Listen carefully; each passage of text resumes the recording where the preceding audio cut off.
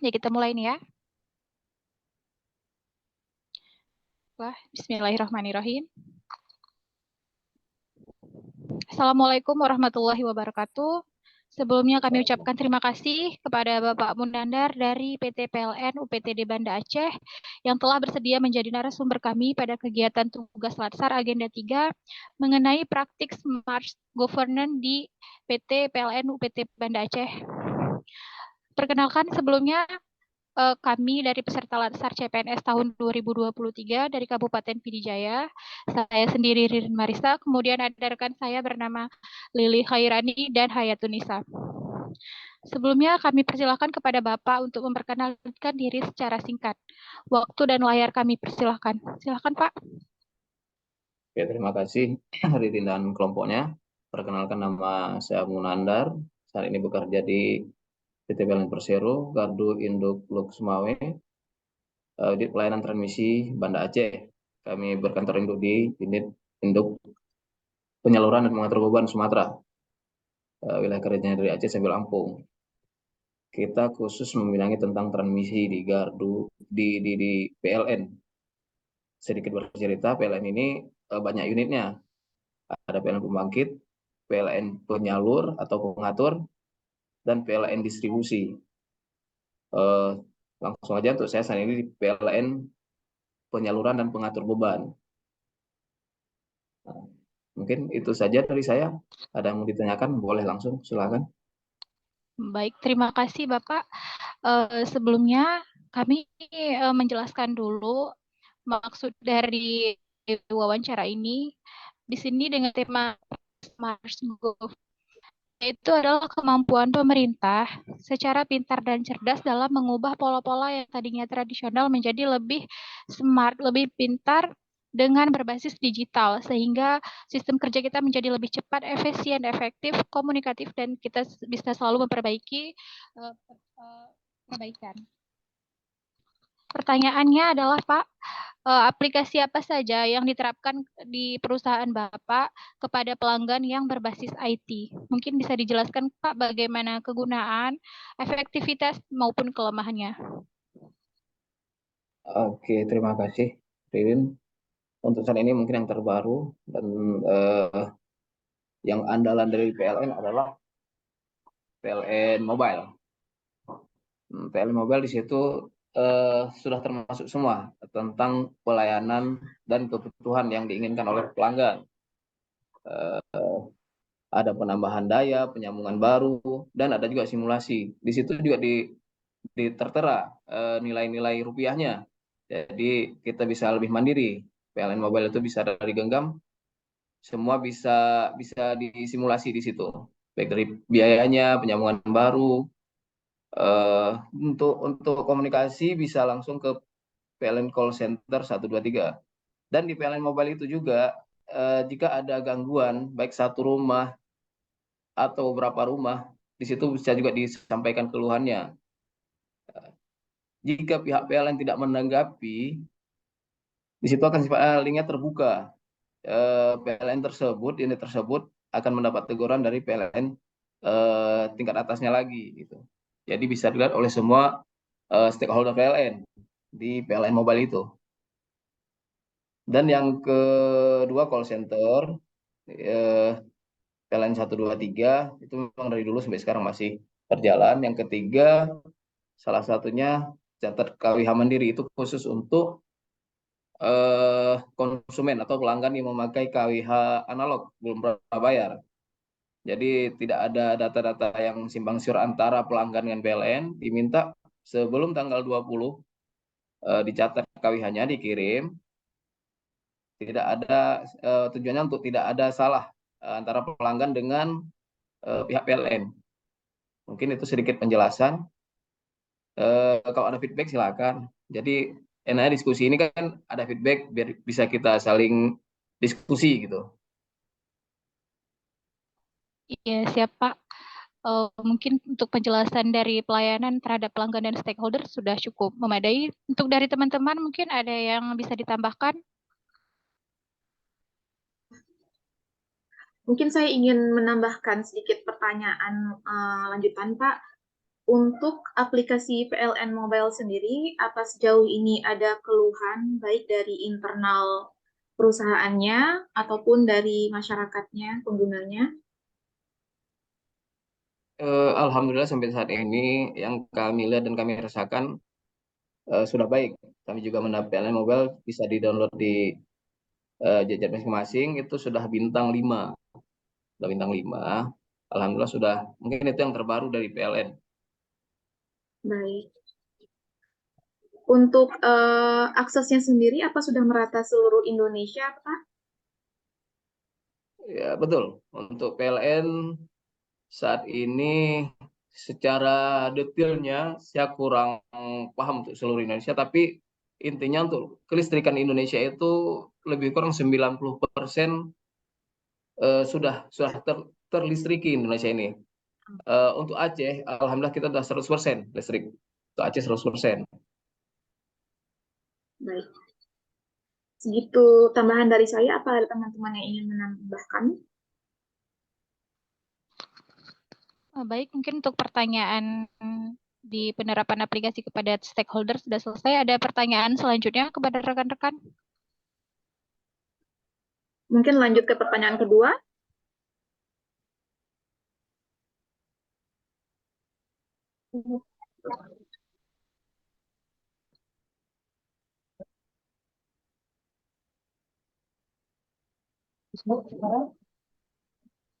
Suaranya kurang jelas, Beneran. Ibu Lili.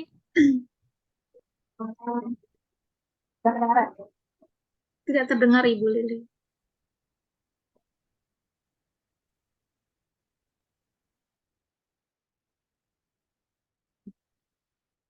Udah? Sudah. Sudah kedengaran? Sudah, Ibu, Halo? dipersilahkan. Bertanya, Pak. Ya, halo. Ya, Sebelumnya sedikit menambahkan lagi. PLN sekarang juga sudah terbuka untuk telekomunikasi. Kita sudah ada anak perusahaan yang namanya Icon Plus. Icon Plus itu khusus membidangi tentang internet, tapi via kabel dia. Dan belum sepenuhnya untuk seluruh Aceh, hanya tempat-tempat tertentu saja masih mengembangkan jaringan. Itu tambahan aja mungkin. Terima kasih. Ya, terima kasih Bapak untuk informasi tambahannya. Dipersilahkan kepada Ibu Lili. iya Pak, saya mau bertanya.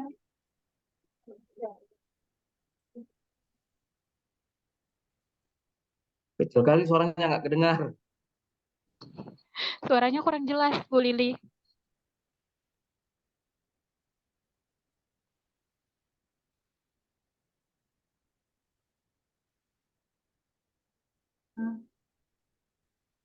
Mohon izin, Pak. Udah kedengaran? Kurang. Ini udah kedengar ini. Oke. Nah, saya mau bertanya tentang sistem kerja di kantor Bapak. Apa ada penerapan secara smart seperti digitalisasi di bagian sistem kerjanya? Oke, baik. Terima kasih, Bu. Untuk sistem digitalisasi mungkin kita sudah masuk dalam sistem 4.0 ya. Kita semua sudah tersentral. Salah satunya contoh untuk rutinitas kami itu ada namanya CBM. CBM itu Condition Based Maintenance. Yang sebelumnya TBM, Time Time Based Maintenance. Itu untuk OM atau pemeliharaan atau operasi pemeliharaannya dilakukan secara waktu berkala per 2 tahun dan per 5 tahun. Kalau sekarang berdasarkan kondisi, salah satunya di saya itu operator melakukan CBM per hari pagi. Biasa kami laksanakan pagi itu datanya langsung diinput ke peralatan dengan cara mendatangi peralatan tersebut dan menginput data langsung terrecord. Ada dua metodenya, dan yang kedua SIGINT. Kebetulan saya di Gardu Induk. SIGINT itu kepanjangan daripada Sistem Informasi Gardu Induk Terpadu. Contoh misalnya ke peralatan A. Jadi aplikasi itu hanya membuka di titik koordinat peralatan A tersebut. Diinput langsung tersentralisasi. Itu yang di Gardu Indo. Dan yang di di apa namanya di jaringan transmisi, di tower transmisi SUTT atau SUTET. Sedikit gambaran, SUTT merupakan kepanjangan daripada saluran udara tegangan tinggi. Kalau SUTET saluran udara tegangan ekstra tinggi. Oke. Begitu juga di jaringan di transmisi, setiap petugas kita dibekali handphone dan ada aplikasi dalamnya itu. Aplikasi namanya Sirentami. Begitu juga aplikasi itu akan terbuka di tower yang bersangkut, di tower yang ditentukan koordinatnya itu untuk menginput kebutuhan kita. Itu aja. Ada lagi, Bu? Berarti itu saja. Ada pertanyaan lain untuk kawan-kawan? Mungkin saya sedikit menambahkan, sejauh ini bagaimana penerapan dari aplikasi-aplikasi tersebut? Apakah berjalan 100% atau ada kendalanya, Pak? Oke, baik. Untuk saat ini, alhamdulillah aman. Biasanya kalau ada kendala di saat cuaca mendung. Ya, saat cuaca mendung itu koordinat yang selama ini terdeteksi 10 detik bisa jadi 20 sampai 30 detik dan bisa jadi tidak terdeteksi, harus geser beberapa langkah untuk mendapatkan koordinat yang dimaksud. Untuk lapangan itu aja. Yang lain tidak ada. Dan informasi kita untuk di lapangan itu tidak menggunakan data, hanya aplikasi. Aplikasi Sirintami itu yang ada di download atau diinstal di Android.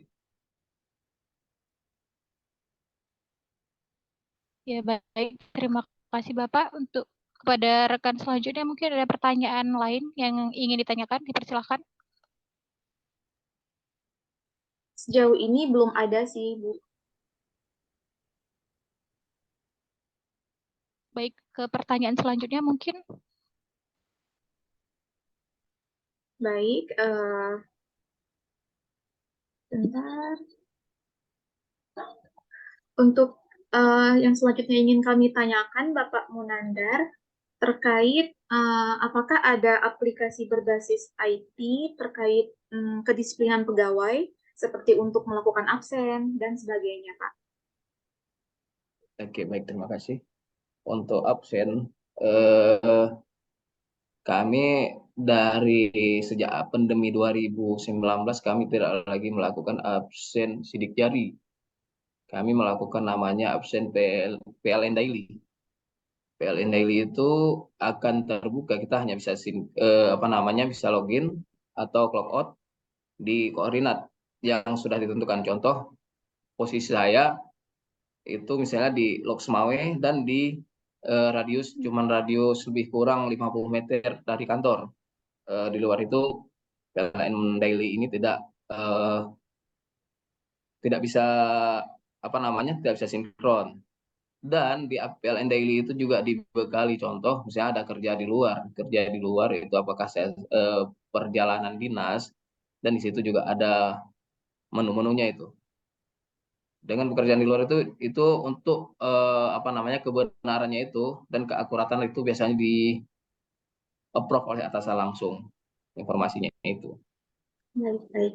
Berarti namanya itu website atau aplikasi, Pak? PLN Daily itu Aplikasi. aplikasi mobile gitu? Iya, aplikasi mobile. Baik. Berarti semua pegawainya mengakses ini ya setiap hari.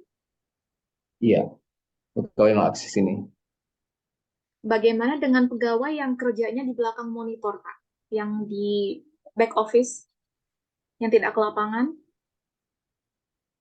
Iya, yang tidak ke lapangan menggunakan PLN Daily.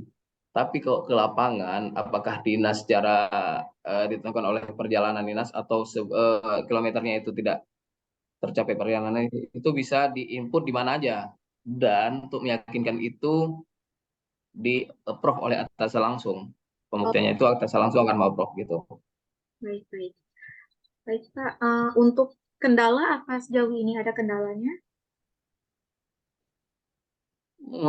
Untuk kendala PLN Daily ya tergantung jaringan internet juga atau intranet gitu. Kadang-kadang kalau memang jaringan itu kurang ini ya kita buat keterangan jaringannya error, dan kita juga akan mengkomunikasinya itu dengan atasan langsung. Baik. Baik, terima kasih Pak Munandar. Apa ada teman-teman yang ingin menambahkan?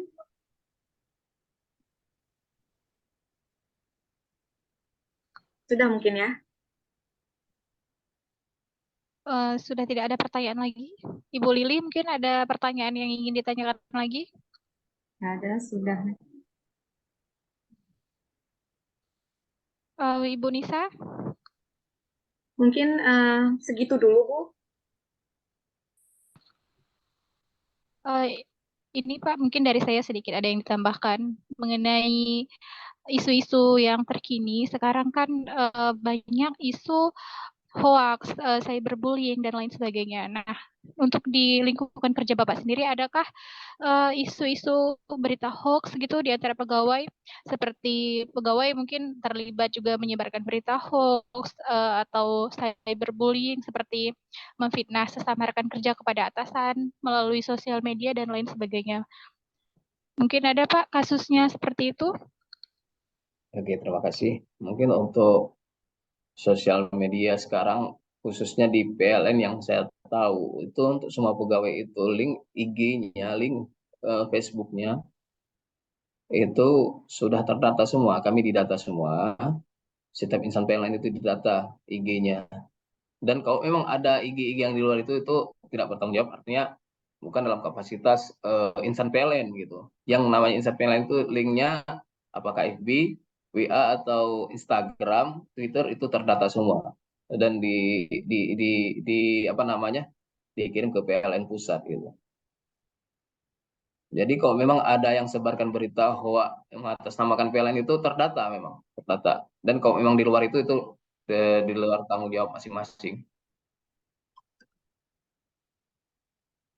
Baik Bapak, untuk selanjutnya saya ingin menambahkan pertanyaan.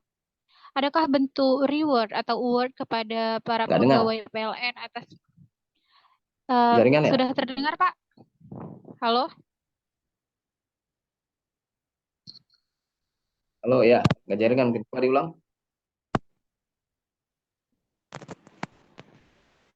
Halo Pak? Ya, halo, halo. Pertanyaan berikutnya Pak, adakah reward untuk para pegawai di PT PLN sendiri? Oke, untuk reward dan punishment itu mungkin setiap perusahaan ada. Kita biasanya di PLN ini ulang tahun di tanggal 27 Oktober setiap tahunnya. Itu kita biasanya ada apakah kepada rekanan atau anak perusahaan atau PLN itu sendiri. Dilihat dari kinerjanya masing-masing.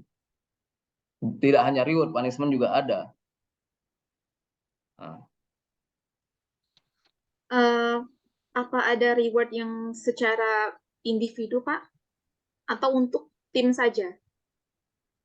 boleh, baik, terima kasih. Untuk individu biasanya contoh misalnya operator. Di saya itu ada operator gardu induk atau petugas ground patrol. Operator itu dari beberapa gardu induk di Aceh, lebih kurang ada 17 gardu induk di Aceh. Ada beberapa di saat ulang tahun PLN biasa dikasih reward dan dilihat dari kinerjanya operator tersebut. Banyak aspek dalam penilaian itu, kedisiplinan, skill dia, komunikasi dia, dan lain-lain. Termasuk dalam BUMN sekarang kan sudah mentransformasikan diri ke akhlak, nilai-nilai akhlak itu. Itu dikasih biasanya per individu, rewardnya itu. Baik, Pak. Itu mungkin dalam bentuk cash atau bentuk apa, Bapak? Ya, baik, selama ini kita ya berkantor induk itu di Pekanbaru. So, biasanya setiap tanggal 20 Oktober itu dipanggil ke sana setiap yang mendapatkan reward.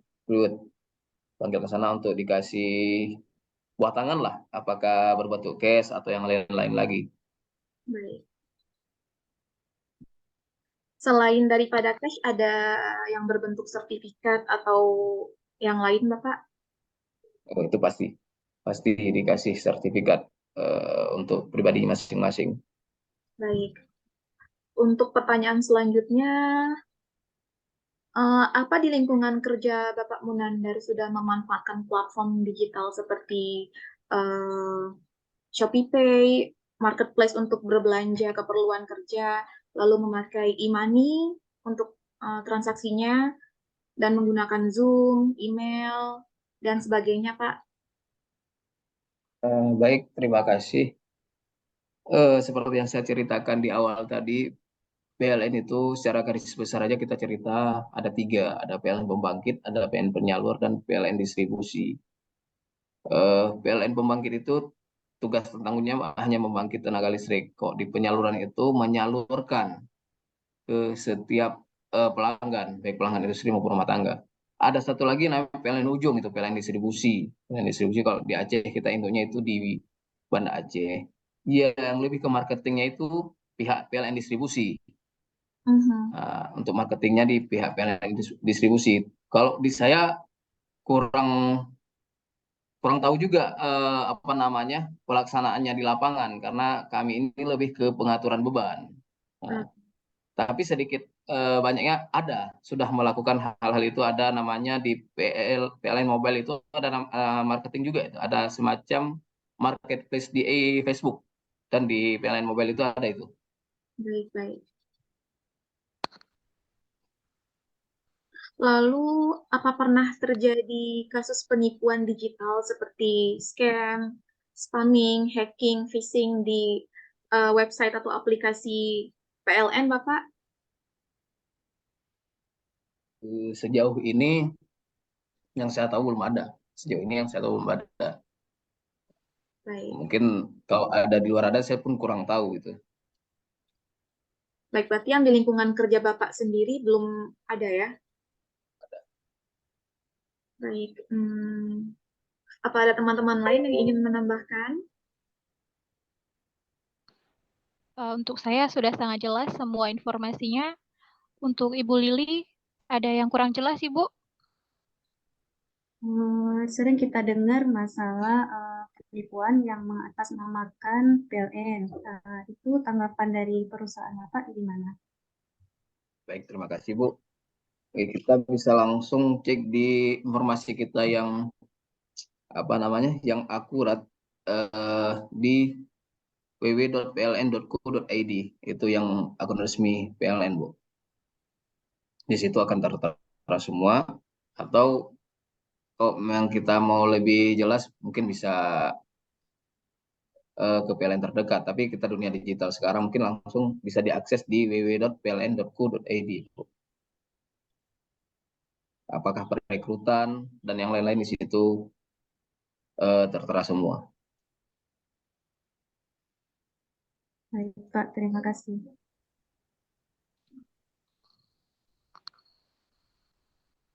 Baik, untuk Ibu Nisa, ada yang ingin ditambahkan, Ibu? Dari saya segitu. Itu saja, Bu. Baik. Baiklah, kalau semua informasi sudah tersampaikan dengan jelas, maka kami akhiri wawancara kali ini. Kami ucapkan banyak-banyak terima kasih kepada Bapak Munandar yang telah meluangkan waktunya untuk kami menyelesaikan tugas pada agenda 3 ini. Terima kasih sekali lagi Bapak. Kami akhiri. Assalamualaikum warahmatullahi wabarakatuh. Waalaikumsalam. Salam. Jelek ya. Ya, baik Bapak.